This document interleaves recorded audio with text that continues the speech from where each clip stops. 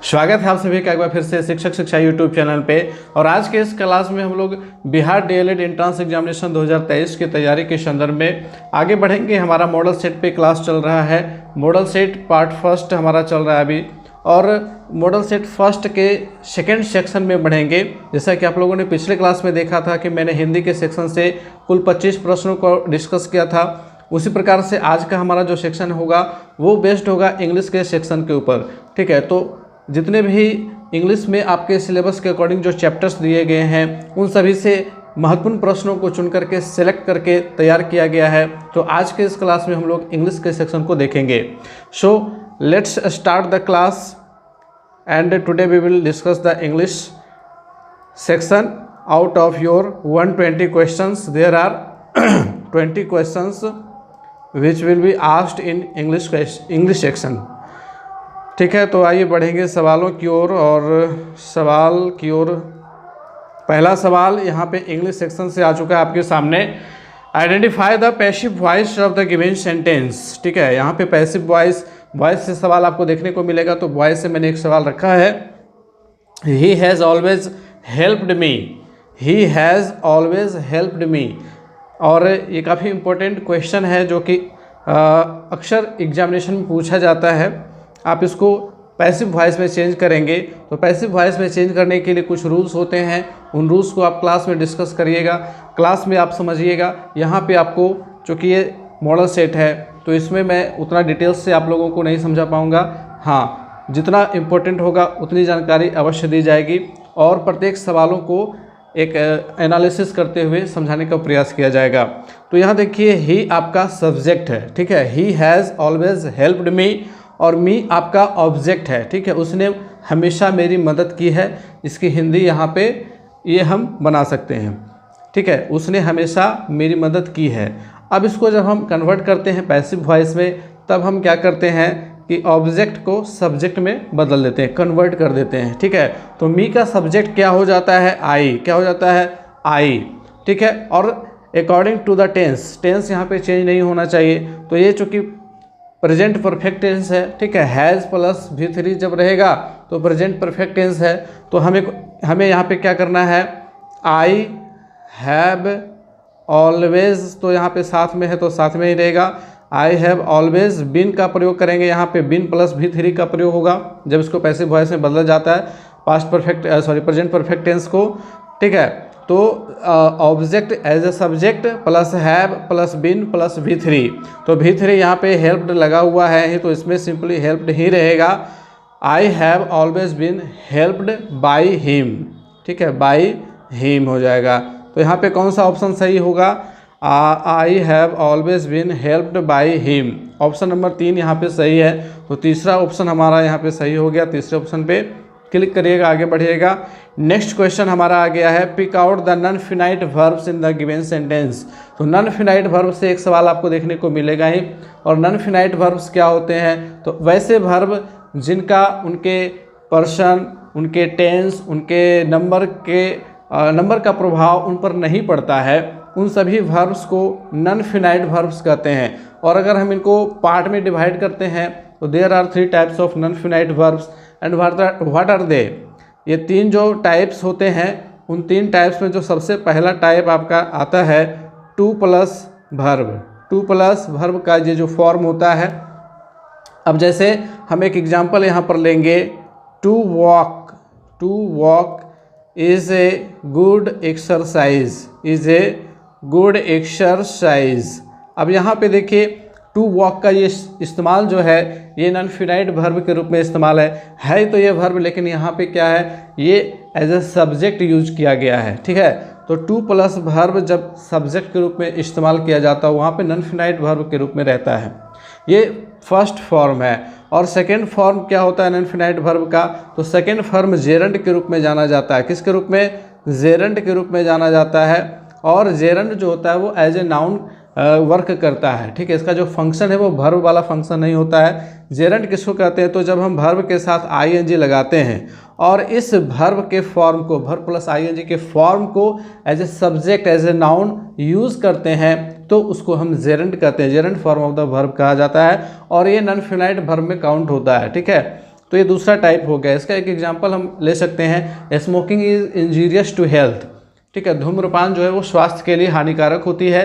तो स्मोकिंग वहाँ पे हमने क्या किया, उसको सब्जेक्ट के रूप में रखा हुआ है, तो वहाँ पे ये नॉन फिनाइट वर्ब कहलाएगा। ठीक, उसके बाद जो तीसरा फॉर्म होता है वो होता है participle form of the verb. क्या होता है, participle form of the verb. और पार्टिसिपल फॉर्म देखिए प्रेजेंट में भी है, पास्ट में भी है और परफेक्ट में भी है। तो प्रेजेंट, पास्ट, परफेक्ट इन तीनों के participle form of the verb ये आपके नॉन फिनाइट में ही काउंट किए जाते हैं।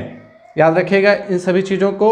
अब यहाँ पे आप लोगों को फाइंड आउट करना है इस सेंटेंस में, I want to go now, मैं अब जाना चाहता हूँ, मैं अब जाना चाहता हूँ, इसमें नॉन फिनाइट वर्ब कौन सा है। तो यहाँ पे देखिए जिसके साथ टू लगा हुआ है, I want to go, I want to go, I want to do this. ठीक है, तो मैं जाना चाहता हूँ, यहाँ पे I want to go now है, तो यहाँ पे टू गो ये आपका क्या हो गया, नॉन फिनाइट वर्ब हो गया। तो इस प्रकार से आप पहचान सकते हैं। चलिए नेक्स्ट क्वेश्चन को लेंगे, question number 28। Fill up the blank with suitable form of the verb, I came after he dash. यहाँ पे कौन सा सटीक form of the verb use किया जाएगा, ये चार ऑप्शन दिए हुए हैं। आप यहाँ पे सेंटेंस को पहचानिए कि कौन से टेंस का है ये। अगर आप टेंस को पहचान पाते हैं तो निश्चित रूप से आप वर्ब के सही फॉर्म को भर पाइएगा। ठीक है, ये जो क्वेश्चन है आपका ये टेंस से पूछा गया है। तो टेंस में आप देखेंगे कि जो पहला पार्ट है इसका दो पार्ट है। जब भी आफ्टर, बिफोर ये सारा लगा हुआ रहता है, सेंटेंस कनेक्टर लगा हुआ रहता है, दैट मीन्स कि there are two parts of the sentence and the first part is in past indefinite tense. I came यहाँ पे सेंटेंस जो फर्स्ट पार्ट है आई केम, यहाँ पे सब्जेक्ट और वर्ब टू है, सब्जेक्ट प्लस वर्ब टू। और ये किस टेंस का फॉर्म है, तो ये पास्ट इंडेफिनिट का फॉर्म है। ठीक है, तो जब पास्ट इंडेफिनिट पहले आता है, पास्ट इंडेफिनिट पहले आता है और उसके बाद सेंटेंस कनेक्टर लगा हो, तो उसके बाद का जो पार्ट होगा वो हमेशा क्या होता है, पास्ट परफेक्ट टेंस का सेंटेंस होता है, पास्ट परफेक्ट टेंस का होता है। आपने बहुत ही फेमस वाक्य सुना होगा कि पुलिस के आने से पहले चोर भाग चुके थे, है ना। तो यहाँ पे क्या होता है, उसका जब हम ट्रांसलेशन करते हैं तो बिफोर लगा करके, पहले जब रहेगा तो वहाँ पे बिफोर का यूज कर दिया जाता है ना। तो द थीव्स, या अगर चोर रहेगा तो थीफ ही लिखेंगे, चलिए एक ही मान लेते हैं thief. The thief had run away before the police केम। ठीक है, तो यहाँ पे इस सेंटेंस में वही फॉर्म ऑफ द वर्ब है, बिफोर यहाँ है। ठीक है, और यहाँ जो आपका सेंटेंस दिया हुआ है इसमें आफ्टर दिया हुआ है। तो बिफोर और आफ्टर ये दोनों ही सेंटेंस कनेक्टर हैं, सेंटेंस को जोड़ने वाले हैं। और इसका यहाँ पे जो सेकेंड पार्ट है द पुलिस केम, ये पास्ट इंडेफिनिट का है, तो फर्स्ट पार्ट आपका हैड प्लस वर्ब थ्री का है, यानी कि पास्ट परफेक्ट का है। ठीक ना, तो यहाँ भी आप लोगों को क्या भरना है, पास्ट परफेक्ट टेंस का फॉर्म ऑफ द वर्ब भरना है। तो पहला जो ऑप्शन है वेंट, ये आपका पास्ट इंडेफिनिट का ही है। ठीक है, ये आपका पास्ट इंडेफिनिट का ही है क्योंकि यहाँ वर्ब टू का इस्तेमाल किया गया है, तो ये तो आपका सही ऑप्शन नहीं होगा। दूसरा है हैज़ गोन, ये आपका प्रेजेंट परफेक्ट का है, तो ये भी गलत होगा। हैड गोन ये आपका पास्ट परफेक्ट का है, और गोज यहाँ पे तो ये तो सिंपल प्रेजेंट का है, प्रेजेंट इंडेफिनिट टेंस का है, तो ये भी नहीं होगा। तो हमारा तीसरा ऑप्शन सही हो जाएगा यहाँ पे। ठीक है, एक एक चीज़ को अच्छे से डिस्क्राइब करके मैं समझाता चलूँगा ताकि आपकी समझ बेहतर से बेहतर हो सके, और आप अगर एग्जामिनेशन में इससे संबंधित कोई अन्य सवाल भी आता है तो उसको भी आप कॉन्फिडेंटली हल कर सकते हो। ठीक है, नेक्स्ट सेंटेंस आपके सामने आ चुका है, identify the incorrect part of the given sentence. निम्नलिखित वाक्य में जो इनकरेक्ट पार्ट है, यानी कि जो गलत भाग है, उसको आपको चुनना है। Ram and Shyam are learning English for 2 hours, ये भी आपका टेंस से ही सवाल दिया हुआ है। ठीक है, तो इसमें आपको पहला ऑप्शन यही हो गया, दूसरा ऑप्शन ये हो गया, तीसरा ऑप्शन ये हो गया और चौथा ऑप्शन ये हो गया। बताना है कि किस ऑप्शन में, किस पार्ट में गलती है, एरर है। ठीक है, तो देखिए सेंटेंस को अच्छे से समझिए। अगर आप सेंटेंस के पैटर्न को अच्छे से समझ पाते हैं तो निश्चित रूप से आप गलती को पकड़ पाइएगा। Ram and Shyam are learning English for 2 hours. For 2 hours, यहाँ पे आप देखिएगा फॉर या सिंस का प्रयोग करके जब टाइम ऑफ पीरियड दिया जाता है, टाइम दिया जाता है, तो वो किस सेंटेंस का पार्ट होता है? याद होगा आप लोगों को कि ये जो है प्रेजेंट परफेक्ट कंटिन्यूअस टेंस का पार्ट होता है। Present perfect continuous tense PPC का पार्ट होता है। और इसमें क्या होता है कि आपका जो वर्ब होता है उसका जो स्ट्रक्चर है वो डिफरेंट होता है। कैसा होता है? तो हैव के साथ बिन लगता है और उसके बाद आपका वर्ब 3 का यूज़ किया जाता है। ठीक है, तो ये स्ट्रक्चर यहाँ पे होना चाहिए। Ram and Shyam have been, sorry यहाँ पे V3 नहीं होगा, V + ing होगा, वर्ब 4 का यूज़ किया जाता है ना, V3 नहीं। तो Ram and Shyam have been learning English for 2 hours. ठीक है, राम और श्याम 2 घंटे से अंग्रेजी सीखते रहे हैं। This is the Hindi meaning of this sentence. तो यहाँ पे क्वेश्चन नंबर 29 कंप्लीट होता है। नेक्स्ट क्वेश्चन आ चुका है, fill up the blank with suitable preposition. अब देखिए प्रीपोजिशन भी बहुत इंपॉर्टेंट और बहुत वास्ट एक चैप्टर है आपके इंग्लिश ग्रामर का, और प्रीपोजिशन से कुछ इंपॉर्टेंट प्रीपोजिशन और उसके यूज़ आपको याद रखने चाहिए। यहाँ पे हमारा जो सेंटेंस है, ही केम डैश हिज कार। ठीक है, तो यहाँ पे किस प्रीपोजिशन का इस्तेमाल होगा? ही केम बाई हिज कार, या इन हिज कार, या विथ हिज कार, या फ्रॉम हिज कार, किसका सही इस्तेमाल होगा? आपको क्या लग रहा है ये हमें कमेंट करके बताइएगा। यहाँ पे सही ऑप्शन होगा इन। ठीक है, इन होगा सही ऑप्शन। क्यों होगा? क्योंकि यह व्यक्ति जो आ रहा है, हिज कार, ये इंडिकेट कर रहा है कि इस व्यक्ति की जो गाड़ी है वो इसकी अपनी खुद की गाड़ी है। ठीक है, हिज कार। अगर यहाँ पे हिज ना दे करके ऐसे रहता सेंटेंस, ही केम डैश कार, तब हम यहाँ किसका प्रयोग करते?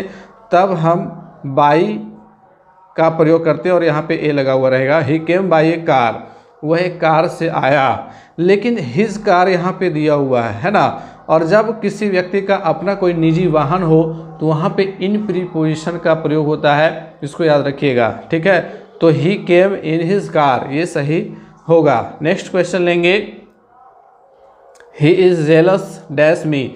ये भी आपका प्रीपोजिशन से ही सवाल है। प्रीपोजिशन से पिछले साल भी 2 से 3 सवाल देखने को मिले थे प्रत्येक प्रश्न पत्र में, तो इसलिए मैंने 2 सवाल रखा है प्रीपोजिशन से। He is jealous dash me of two by from, वह मुझसे जलता है। इसकी हिंदी सिंपल है कि वह मुझसे जलता है। तो यहाँ पे जेलस ऑफ होता है। जेलस के साथ हमेशा जो प्रीपोजिशन का प्रयोग होता है वो ऑफ प्रीपोजिशन का प्रयोग होता है। ठीक है, नेक्स्ट क्वेश्चन लेंगे, change into indirect speech. Indirect speech में आपको कन्वर्ट करना है, चेंज करना है। He said to me are you ill, he said to me. अब यहाँ देखिए सेंटेंस का पैटर्न समझिए और उसमें क्या क्या चीज़ें दी हुई है उसको समझिए, उसके बाद आप इसको आसानी से कन्वर्ट कर पाइएगा। तो जो आपका इन्वर्टेड कोमा के अंदर पार्ट दिया हुआ है, मेन पार्ट तो वही होता है, उसी के अकॉर्डिंग चेंजिंग होता है ना। तो यहाँ पे सबसे पहले हम सेंटेंस का नेचर देखेंगे कि किस प्रकार का सेंटेंस है। आर यू इल, क्या तुम बीमार हो, ये प्रश्नवाचक सेंटेंस है। ठीक है, ये इंट्रोगेटिव सेंटेंस है। और इंट्रोगेटिव सेंटेंस का जब हम इनडायरेक्ट बनाते हैं तो आपका जो इन्वर्टेड कोमा होता है उसके जगह पे दैट का प्रयोग नहीं किया जाता है, उसके जगह पे इफ़ का प्रयोग किया जाता है। ठीक है, तो आप यहाँ पे ऑप्शन में देखेंगे तो दैट कहीं नहीं दिया हुआ है, तो ये तो अच्छी बात है कि दैट नहीं दिया हुआ, तो कन्फ्यूजन ख़त्म हो गई।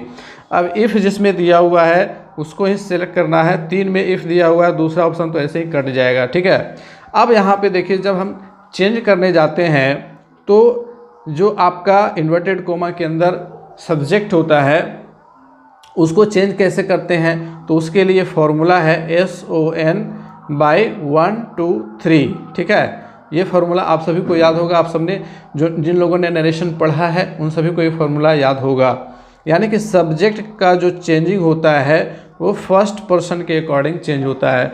ऑब्जेक्ट जो है वो सेकंड पर्सन जो है वो ऑब्जेक्ट के अनुसार, फर्स्ट पर्सन क्या होता है सब्जेक्ट के अनुसार चेंज हो जाता है।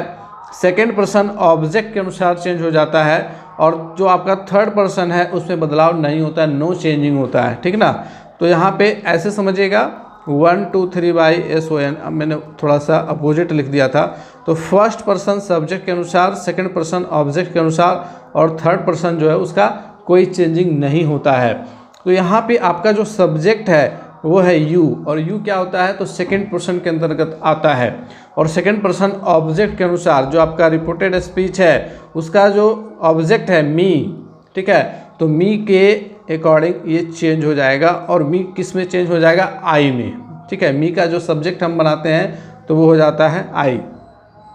तो ही आस्क्ड मी इफ़, यहाँ इफ़ का प्रयोग करेंगे, उसके बाद आई का प्रयोग सही है, और आर जो आपका है प्रेजेंट टेंस का ये वाक्य है, ठीक है, आर यू इल ये प्रेजेंट है, जबकि आपका जो बाहर सेड दिया हुआ यानी कि ये वर्ब टू है, तो ये पास्ट इंडेफिनिट में चेंज हो जाएगा।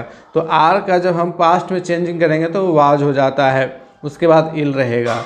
लेकिन यहाँ पे देखेंगे कि यहाँ पे क्वेश्चन मार्क दिया हुआ है, ठीक है। ये चीज़ याद रखेंगे कि जब हम इनडायरेक्ट स्पीच में बदलते हैं, किसी भी डायरेक्ट स्पीच में जो अगर इंट्रोगेटिव क्वेश्चन रहता है उसको जब हम बदल देते हैं तो वो एजर्टिव में आ जाता है, इंट्रोगेटिव ख़त्म हो जाता है। अगर इंट्रोगेटिव दिया हुआ रहेगा तो वो गलत होगा, इस चीज़ का भी ध्यान रखिएगा। और ऐसे ऑप्शन अक्सर कंफ्यूज करते हैं स्टूडेंट्स को, और अगर आप ओवर थिंकिंग करते हैं, ज़्यादा सोचने लग जाते हैं, तो आप गलत करके चले आइएगा। तो यहाँ पे क्या हो जाएगा, he asked me if I was ill, ठीक है। यहाँ पे चौथा ऑप्शन जो है वो आपका करेक्ट है, सही है, ठीक। चलिए नेक्स्ट क्वेश्चन लेंगे। ये भी आपका इनडायरेक्ट स्पीच से है। इनडायरेक्ट स्पीच से भी मैंने 2 सवालों को लिया हुआ है।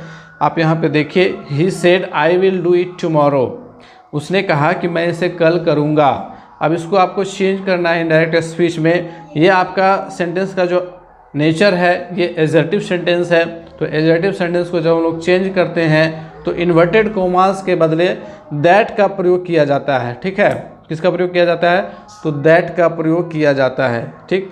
तो ही सेड दैट, ठीक है। यहाँ पे आई दिया हुआ है जो कि है आपका फर्स्ट पर्सन, ठीक है।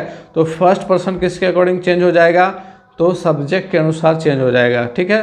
तो 1 2 3 बाई SON का फॉर्मूला याद है ही।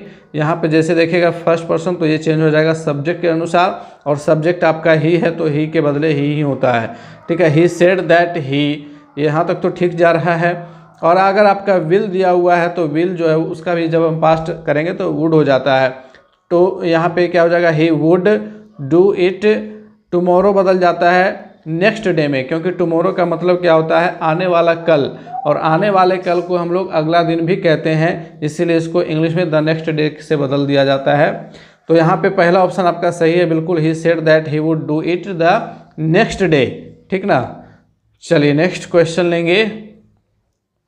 अब आपका एक फ्रेज या इडियम्स से क्वेश्चन है, अकाउंट फॉर, इसका मतलब क्या होता है ये बताना। अकाउंट फॉर, तो यहाँ पे ऑप्शंस दिए हुए हैं, to explain the cause of, कारण बताना, टू आस्क फॉर हेल्प, मदद मांगना, हैविंग अकाउंट्स, अकाउंट होना, या फिर हैविंग मनी, पास में बहुत सारा पैसा होना। तो यहाँ पे सही ऑप्शन हो जाएगा आपका option number 1, to explain the cause of, ठीक है। किसी भी चीज़ से संबंध, स्पष्टीकरण देना, ठीक है, इसको हम कह सकते हैं स्पष्टीकरण देना, किसी भी चीज़ के से संबंधित कारण बताना। जैसे अगर हम इसका सेंटेंस में प्रयोग करना चाहें तो कौन सा सेंटेंस बनाएंगे, तो हम सेंटेंस से सिंपल एक बना सकते हैं, we have to account for the time we spend to our teachers, मतलब कि हम लोग जो समय बिताते हैं उसका हिसाब किताब, उसके बारे में कारण हमें अपने शिक्षकों को बताना पड़ता है, ठीक है। तो ये एक सेंटेंस में प्रयोग करके मैंने इसको समझा दिया। अकाउंट फॉर का मतलब क्या होता है, किसी भी चीज़ का एक्सप्लेनेशन देना, स्पष्टीकरण बताना, कारण बताना। क्लियर हो गया, यहाँ पे याद रखिएगा इस चीज़ को। नेक्स्ट क्वेश्चन लेंगे आपका, फिर से आपका इडियम्स या फ्रेज ही है। तो यहाँ पे देखिए ऑप्शन क्वेश्चन दिया हुआ है to beat the air, to beat the air. अगर इसका शुद्ध शुद्ध हिंदी करें तो इसकी हिंदी क्या बनेगी, हवा को पीटना। अब हवा को पीटने से कोई लाभ नहीं होता है, तो इसका अर्थ निकल करके आता है कि किसी भी व्यर्थ काम को करना जिसका कोई मतलब नहीं है, अर्थहीन काम करना। To make efforts that are useless, ठीक है, वैसा कुछ काम करना जिससे कोई कुछ होने वाला नहीं है, ठीक है। तो ये यहाँ पे सही मीनिंग है। To make every possible effort ये गलत है। To make a great effort ये भी गलत है। टू एक्ट इंटेलिजेंटली ये भी गलत है, ठीक ना। चलिए नेक्स्ट क्वेश्चन लेंगे। Choose the misspelled word from the given options. निम्नलिखित विकल्प में से जो अशुद्ध या मिसस्पेल्ड, उसको हम लोग क्या कहते हैं हिंदी में, शुद्ध वर्तनी वाला, ठीक है। तो यहाँ पे मिसस्पेल्ड चुनना है, तो शुद्ध नहीं चुनना बल्कि अशुद्ध चुनना है जो गलत लिखा गया है। तो आप यहाँ पे स्पेलिंग देखते चलिए और बताइए कौन सा सही होगा। अट्रैक्शन, ATTRACTION, ये तो बिल्कुल सही है। अट्रैक्शन मीन्स होता है आकर्षण। दूसरा है एकोमोडेशन, ACCOMMO, यहाँ पे सिंगल एम दिया हुआ, ये गलत है। एकोमोडेशन की स्पेलिंग क्या हो जाती है, ACCOMMODATION, एकोमोडेशन, ठीक है। एकोमोडेशन का मतलब होता है निवास स्थान होना या फिर किसी चीज़ से समझौता करना, ठीक है। समझौता, सहयोग, सामंजस्य बनाना, समायोजन करना, ये सारे जो अर्थ हैं वो एकोमोडेशन के होते हैं। एक्यूमुलेट ये तो सही है, एक्चुअली भी सही है, ठीक है। नेक्स्ट क्वेश्चन लेंगे। Fill in the blank with the most appropriate verb. He dash not help me. यहाँ पे कौन सा अप्रोप्रिएट वर्ब आएगा ये आपको यहाँ पे देखना है। ऑप्शंस आपके दिए हुए हैं नीड्स, नीड, आउट, नीडेड। तो यहाँ पे सबसे सटीक, सबसे सुटेबल हो जाएगा नीड, ठीक है, नीड। अब यहाँ पे कहिएगा कि सर ये नीड कैसे होगा, क्योंकि ये तो आपका थर्ड पर्सन का सिंगुलर नंबर है, इसके साथ होना चाहिए नीड्स, क्योंकि जब थर्ड पर्सन का सिंगुलर नंबर होता है सब्जेक्ट तो प्रेजेंट इंडेफिनिट टेंस में लग जाता है वर्ब के साथ एस या ईएस। लेकिन यहाँ पे देखिएगा नीड जो है वो आपका मॉडल एक्सुलरी वर्ब है। क्या है, तो मॉडल एक्सुलरी वर्ब है। और मॉडल्स कितने होते हैं, तो मॉडल्स होते हैं 13। और ये 13 मॉडल्स कौन कौन है, चलिए इसको समझ लीजिए। कैन, मे, शैल, विल, ठीक है, शैल, विल। उसके बाद आपका हो जाएगा शुड, फिर आपका हो जाएगा वुड, फिर हो जाएगा कुड, शुड, वुड, कुड। फिर आपका माइट, MIGHT,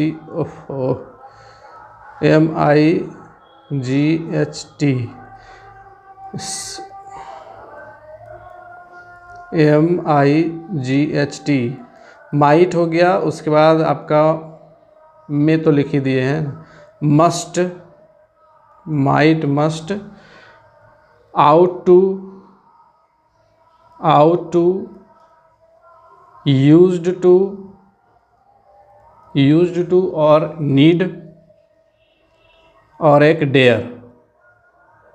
कितने हो गए, 1 2 3 4 5 6 7 8 9 10 11 12 13।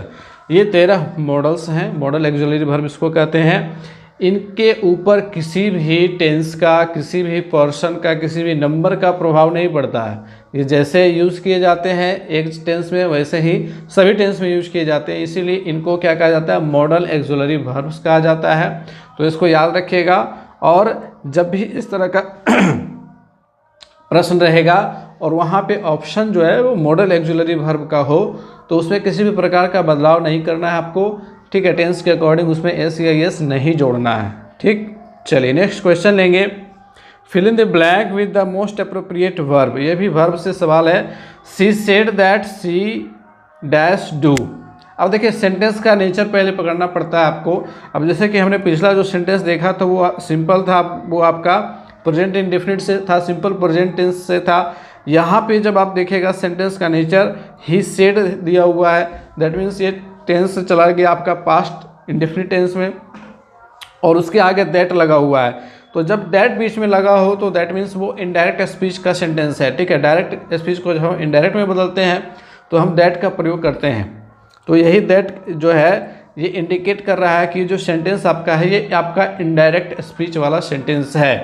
अब यहाँ पे ध्यान देने वाली बात ये होगी कि जब आपका इधर वाला पार्ट, पहले वाला पार्ट जब पास्ट इंडिफिनिट का टेंस का होगा तो जो आपका नेक्स्ट पार्ट होगा वो भी आपका उसी टेंस से जुड़ा होना चाहिए। अब यहाँ देखिए कैन, ये तो सिंपल प्रेजेंट में आ जाएगा तो ये नहीं लगेगा। विल, ये आपका फ्यूचर में चला जाएगा तो ये भी नहीं आएगा। और कुड, ये सही है, ये राइट करेक्ट ऑप्शन है। सी वुड डू, वह कर सकेगी या कर सकी, ये आपका पास्ट में सकने के सेंस में यूज होता है। चलिए नेक्स्ट क्वेश्चन हमारा हो जाएगा, ये आपका पंक्चुएशन मार्क से सवाल है। पंक्चुएशन मार्क्स से एक सवाल पिछले साल के प्रत्येक क्वेश्चन में था, तो इस बार भी मैंने एक सवाल यहाँ पे रखा है पंक्चुएशन मार्क्स से। तो पंक्चुएशन मार्क में जितने भी इंपॉर्टेंट पंक्चुएशन मार्क हैं उनको आपको याद रखना है और उनके यूज कहाँ किए जाते हैं ये याद रखना है, ठीक है। यूज ज़्यादा ज़रूरी है क्योंकि इस तरह से आपको सेंटेंस दिया हुआ रहेगा और कभी कभी एक प्रश्न ऐसा भी मिल जाता है जिसमें सीधे सीधे पूछ दिया जाता है कि which of the following punctuation mark is of the exclamatory mark या फिर क्वेश्चन मार्क या फिर हाइफेन। तो अगर सीधे सीधे दे दिया तो आपके लिए बहुत आसान हो जाएगा। लेकिन दिक्कत थोड़ी सी वहाँ होती है जब एक सेंटेंस दिया जाता है और सेंटेंस के बीच में इस तरह से आपका फिल इन द ब्लैंक्स रहेगा, वहाँ पे आपको पंक्चुएशन मार्क्स फिल अप करने होते हैं। तो यहाँ पे देखिए कैसे हम यूज़ करेंगे। Raju a very good cook has cooked this item. Raju जो कि एक बहुत अच्छा रसोइया है, उसने इस आइटम को मतलब इस रेसिपी को तैयार किया है, बनाया है, पकाया है, ठीक ना। तो यहाँ पर राजू, यहाँ पे सब्जेक्ट आ गया, नाम आया, इंडिकेट उसको हम संबोधित कर रहे हैं राजू के बारे में कि राजू जो कि एक बहुत अच्छा रसोइया है, ठीक है। तो इस तरह की स्थिति में जो आपका सब्जेक्ट होगा अगर उसको हम नाम के रूप में लिख रहे हैं तो उसके बाद जो है वो कॉमा दिया जाता है और उसका जब हम आइडेंटिफाई कर रहे हैं, उसको आइडेंटिफिकेशन दे रहे हैं कि वह व्यक्ति जो है एक बहुत अच्छा रसोइया है, उसके बारे में हम उसका परिचय दे रहे हैं, तो फिर यहाँ से एक कॉमा पड़ेगा, ठीक है। उसके बाद जो सेंटेंस का मेन पार्ट होगा वो लिखा जाएगा हैज़ कुक्ड दिस आइटम। तो यहाँ पे ये दोनों जगह पे क्या हो जाएगा, कॉमा का यूज किया जाएगा। तो ऑप्शन नंबर 4 आपका सही हो जाएगा, दोनों जगह कॉमा का यूज किया जाएगा। नेक्स्ट क्वेश्चन आपके सामने आ चुका है, fill in the blank with the correct option of punctuation marks. यहाँ पे आपको पंक्चुएशन मार्क्स से ही सवाल है। मैंने जानबूझ करके 2 सवाल यहाँ पे रखे हैं ताकि आपको और भी ज़्यादा बेहतर समझ में आए कि पंक्चुएशन मार्क के यूज कहाँ कहाँ होते हैं और ये दोनों ही पंक्चुएशन मार्क काफ़ी इंपॉर्टेंट है और उससे सवाल पूछे जा सकते हैं। Some classes require students to write essays, research papers और reports but other focus more on group projects. यहाँ पे रिक्त स्थान है, यहाँ पे कौन सा पंक्चुएशन मार्क आएगा ये आपको समझ में आना चाहिए। अब यहाँ पर देखिए ये लिस्ट ऑफ आइटम्स हैं, राइट एसेज, रिसर्च पेपर्स और रिपोर्ट्स, बट यहाँ बट का प्रयोग करके सेंटेंस को जोड़ा गया है। ये सेंटेंस कनेक्टर है, ये क्या है, सेंटेंस कनेक्टर है, ठीक ना, ये सेंटेंस को जोड़ने वाला है। अब जब नंबर ऑफ लिस्ट हो, आगे आपका लिस्ट चल रहा हो, उसके बाद वाक्य जो है फिर वाक्य का कुछ हिस्सा बट से या किसी भी सेंटेंस कनेक्टर से जुड़ा हुआ है, तो वैसी स्थिति में जो आपका पंक्चुएशन मार्क बनता है वो सेमीकोलन का बनता है। सेमीकोलन दूसरा ऑप्शन, अर्धविराम इसको हिंदी में कहा जाता है, ठीक है। अर्धविराम, कोमा को अल्प विराम कहते हैं, सेमीकोलन को अर्धविराम कहते हैं, फुल स्टॉप को विराम कहते हैं। तो यहाँ पे सेमीकोलन का यूज किया जाएगा, याद रखिएगा इस चीज़ को। नेक्स्ट क्वेश्चन में पढ़ेंगे, fill in the blank with the most appropriate verb. We dash not tell a lie, we should not tell a lie. हम लोगों को झूठ नहीं बोलना चाहिए। जब एक सामान्य सा सत्य हो वहाँ पे शुड का प्रयोग किया जाता है, याद रखिएगा शुड। ये भी आपका मॉडल एक्जुलरी वर्ब से ही सवाल था, ठीक है। नेक्स्ट क्वेश्चन की ओर बढ़ेंगे, choose the correct word from the given option and make a conditional sentence. Conditional sentence से पिछले साल देख रहे आप लोगों ने 3-3, 4-4 सवाल एक ही पेपर में कंडीशनल सेंटेंस से थे, तो मैंने 2 ही सवाल को रखा है इसमें कंडीशनल सेंटेंस से। ये आपका पहला सवाल है और इसके ऊपर मैंने एक स्पेशल क्लास भी ला दिया है, और अभी तक अगर आप लोगों ने उस क्लास को नहीं देखा है तो प्लीज़ वॉच कर लीजिएगा, ताकि आप लोगों का कंसेप्ट क्लियर हो जाए कंडीशनल सेंटेंस को लेकर के, और types of conditional sentence, use of conditional sentence, correction हम कैसे करेंगे, ये सब कुछ मैंने डिटेल से उस क्लास में बताया हुआ है। यहाँ पे क्या करना है, वर्ब को चुनना है कि कौन सा यहाँ पे सही वर्ब होगा। Nobody will believe you unless, देखिए unless आ गया, यानी कि यहाँ से हम सेंटेंस के 2 भाग कर देंगे, ठीक है, 2 भाग कर देंगे। और unless के बाद वाला जो पार्ट होता है वो डिपेंडेंट क्लाउज कहलाता है, ठीक है, वो डिपेंडेंट आपका हो जाएगा, डिपेंडेंट क्लाउज हो जाएगा, या इसको सबऑर्डिनेट क्लाउज भी कह सकते हैं। और इधर वाला जो पार्ट है वो आपका मेन क्लाउज है, ठीक है। और मेन क्लाउज का जो वर्ब आपका दिया हुआ है विल बिलीव, यानी कि सिंपल फ्यूचर दिया हुआ है, सिंपल फ्यूचर टेंस दिया हुआ है। तो याद होगा आपको कि जब सिंपल फ्यूचर में मेन पार्ट होता है तो इफ़ क्लाउज या डिपेंडेंट क्लाउज चला जाता है आपका सिंपल प्रेजेंट टेंस में। किसमें जाता है, तो सिंपल प्रेजेंट टेंस में चला जाता है। तो unless you always tell the truth, यहाँ टेल का प्रयोग होगा, क्योंकि यहाँ सब्जेक्ट आपका यू है, यू के साथ टेल का प्रयोग होगा। चलिए नेक्स्ट क्वेश्चन लेते हैं, कंडीशनल सेंटेंस से भी ये सवाल है। You dash wet if it had rained. अब यहाँ पे देखिए इफ़ के पहले एक लाइन बना दीजिए और सेंटेंस को 2 भागों में बांट दीजिए। इधर हो गया आपका इफ़ क्लाउज, इधर हो गया आपका मेन क्लाउज। इसमें आपका इफ़ में वर्ब का फॉर्म क्या दिया हुआ है, हैड प्लस V3 का है। तो जब had plus V3 if clause में होता है तो मेन क्लाउज में आपका क्या हो जाता है, would plus have plus V3। तो would plus have plus V3 जिसमें होगा वो आपका सही ऑप्शन होगा। वुड हैव ही केवल है, वुड हैव गॉटन ये सही है, वुड हैव गॉट गलत है, हैव गॉटन भी गलत है। तो यहाँ पे दूसरा ऑप्शन हमारा हो जाएगा सही, you would have gotten wet if it had rained. चलिए नेक्स्ट क्वेश्चन की ओर बढ़ेंगे। The amount is not known to me in this sentence the underline part is. यहाँ जो आपका रेखांकित भाग है वो क्या है, एडजेक्टिव क्लाउज है, नाउन क्लाउज है, एडवर्ब क्लाउज है, या फिर इनमें से कोई नहीं। द अमाउंट, अब देखिए आप पकड़ लीजिएगा, द से अ लगा हुआ रहेगा, एन लगा हुआ रहेगा, ये तीनों क्या हैं, आर्टिकल्स हैं, ठीक है, आर्टिकल्स हैं। और आर्टिकल किसके पहले प्रयोग किया जाता है, आर्टिकल किसके पहले प्रयोग किया जाता है, तो सर नाउन के पहले आर्टिकल का प्रयोग होता है, तो ये नाउन क्लाउज में चला जाएगा। दूसरा ऑप्शन हमारा सही होगा यहाँ पे। Next question, choose the right combination of the sentences. अब यहाँ पे सेंटेंस को कंबाइन करना है आपको, 2 अलग अलग सेंटेंस दिए उनको कंबाइन करके सिंगल सेंटेंस बनाना है। This oranges are ripe you can eat them. ये जो आम है, सॉरी संतरे हैं, oranges, this oranges are ripe, ये संतरे पके हुए हैं, यू कैन ईट देम, आप उन्हें खा सकते हो।